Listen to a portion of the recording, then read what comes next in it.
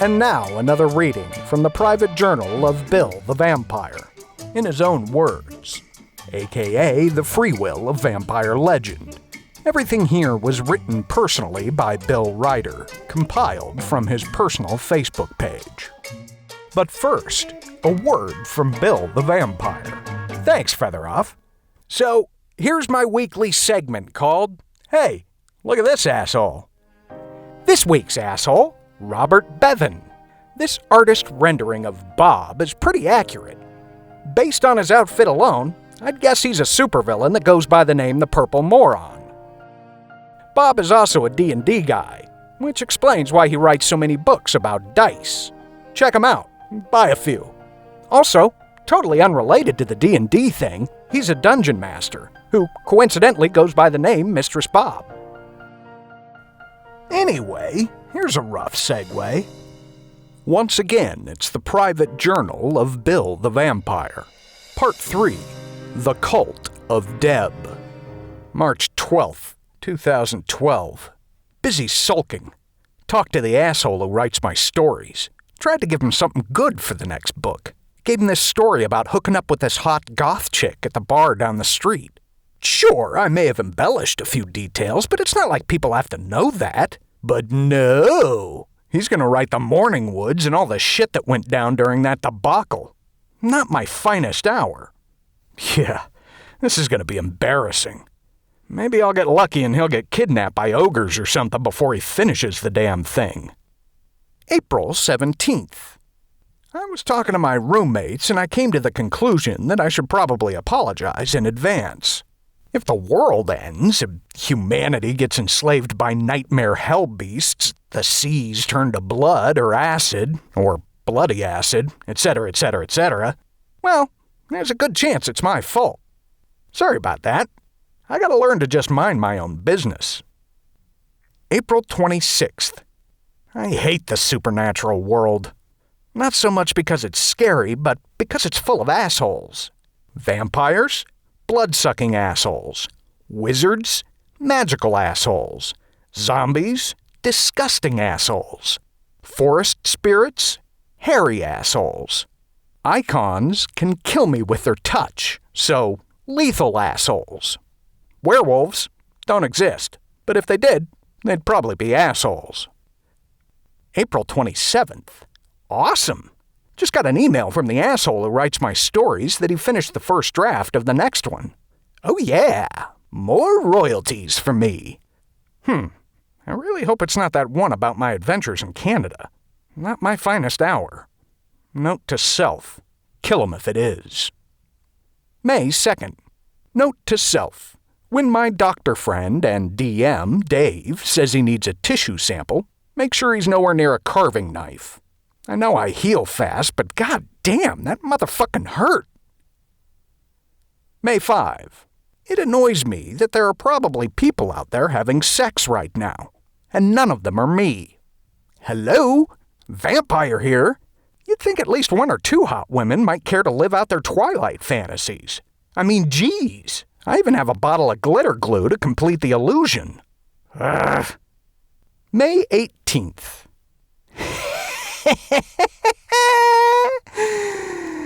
Just checking Facebook and noticed I have about 5 times as many likes as the douche who monkey clicks my stories. Piss poorly, too, if you ask me. Suck it, word nerd. May 23. Can you believe this? The asshole who ghostwrites my stories for me had the nerve to ask me to beta read my own goddamn story. Do I look like the New York Times editorial staff? Cheap bastard. Here's my critique. Unless the book is 300 pages of me banging Sally, then it probably sucks. Ow! I just bit my own fucking lip. Gotta pay better attention when my fangs are extended. May 29th. Holy shit! So I went out tonight to rent a few DVDs, because fuck Netflix. I ran into this chick in the horror section and we started talking about how CGI has ruined the modern horror and, well, long story short, I actually got her phone number. Not that that should be surprising for a stud like me. Still, who's the man? May 30th. Still working up the nerve to call that chick I met last night at the video store. Double-checked the number, and amazingly enough, it's neither a 555 fake or a 1-900 number. June 1. I did it. I called that girl I met the other day. Well, okay, actually, Tom swiped the number off my desk, dialed, and then threw the phone at me. But still, I was the one who said hi when she answered. Her name is Deb, and we're actually going out for pizza tomorrow. And no, it's not in Soho. Gonna stay as far away from the coven as I can. Don't want any of those assholes screwing it up. Or trying to eat her. June 2. Ugh, what the fuck? Just woke up. Feel like a half-mile of bad road. Fortunately, I'm back at my place, as opposed to waking up on a park bench under the glaring light of the sun. Just have no idea how I got back here. Met Deb for pizza last night. It went well, so we decided to head out for a few drinks, and that's it. It's all a blank after that. No dead bodies around, and I'm not covered in blood, so I'm assuming I didn't vamp out on Deb. That would put a damper on a second date. Likewise, it's not like I woke up in a tub of ice missing my kidneys. I think. Gotta remember to check on that later. I'm still dressed, so I'm assuming sex didn't enter the equation. That's good. If I'm getting some, then I prefer to remember it. Still, weird. I'd have to drink a gallon of tequila to get that wasted, and I didn't have that much cash on me. Oh well. I'll try calling Deb in a bit, just as soon as I down a bottle of aspirin and maybe 2 or 3 gallons of blood. So, I called Deb, and she said she had a great time last night. Even better, she wants to see me again. Awesome. I can't wait to... Guess maybe I should have asked her what happened last night. Oh well, I'm sure it was just a fluke. June 5th. Okay, so my big lunch date is tomorrow. Hoping for rain so I don't have to slather on an inch of SPF 500. Here's to hoping it goes well and Wednesday really becomes Happy Hump Day. June 6th. Fuck. Let me just say, when the vampire apocalypse happens, the first people who are gonna die will be the weathermen. Not a cloud in the goddamn sky.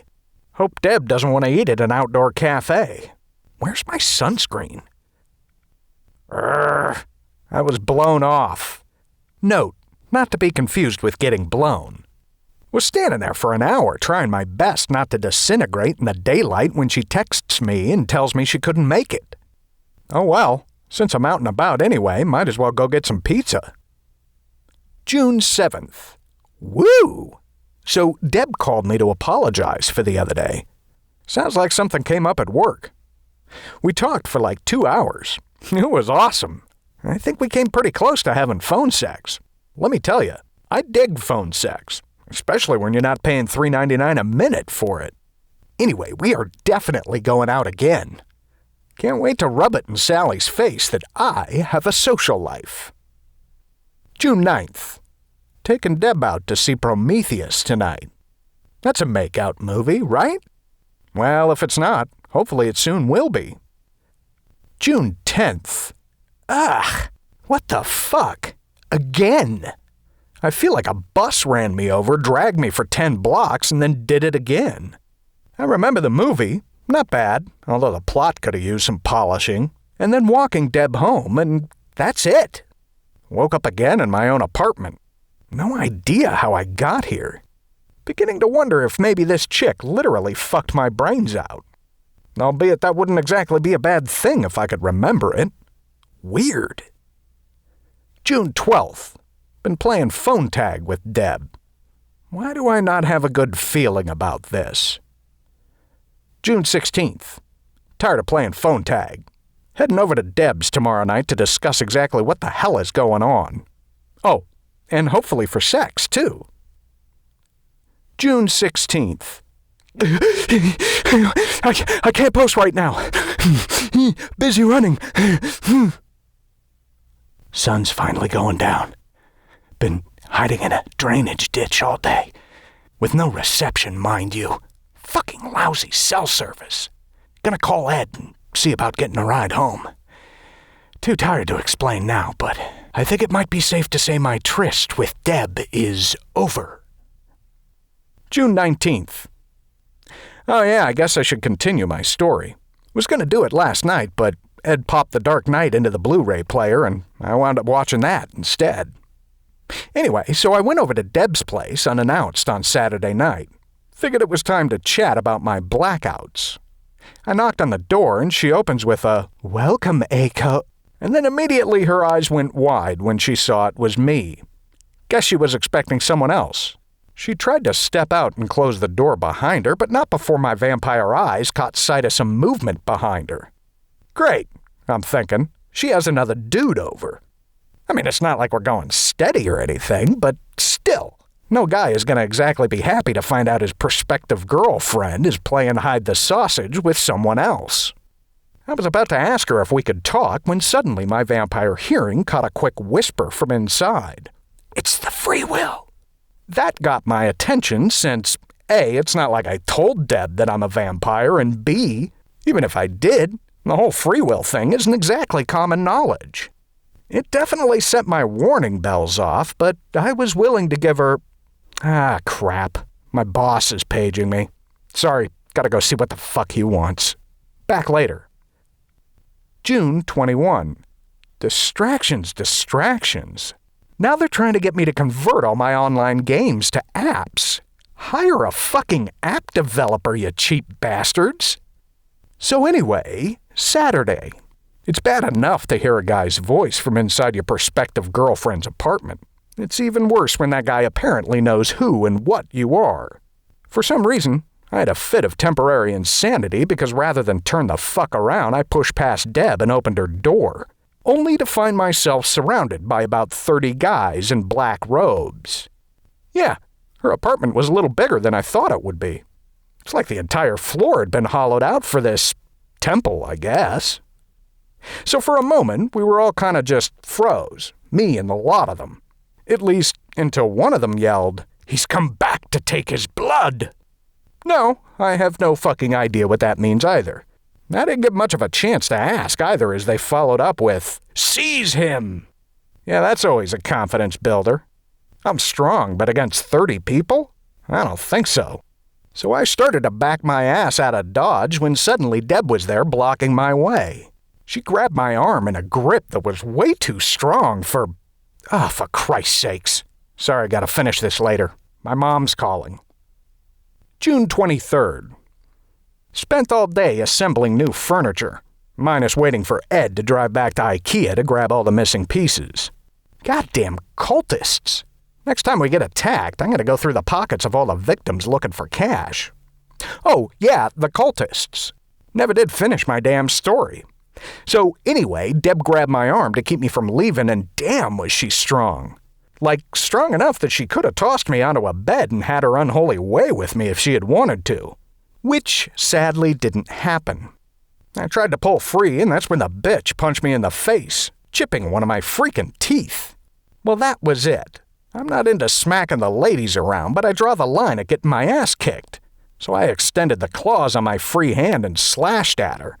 And immediately wished I hadn't. Instead of blood, bugs started pouring out of her wound. Big nasty bugs. Allow me to say, this is probably the first time in my life I was happy I didn't get to nail a chick. I'm not too big on putting my dick into roach motels. Thinking quickly, well, okay, after I stopped screaming, I grabbed her and whirled her into the cultists that were now coming up behind me. She slammed into a group of them and pretty much split in half, drenching the nearest cultists in a shower of insects. You can probably guess what happened next. I ran like hell. By the way, I hear the dick weasel who writes my stories is uploading my latest today. I can't wait to read it and see what liberties he's taken. Dude couldn't get his facts straight if you taped him to a lead pipe and beat him with it. And no, I didn't get an advanced copy. Next time, I really gotta read the fine print on the contract. Bill the Vampire will return with another reading from his private journals. Next week, Part 4, Bill's Secret Slayer and the Tale of Skittles. So, take your hand off the dial. You're tuned in to the right place. Thank you for listening to The Frequency. Get your freak on.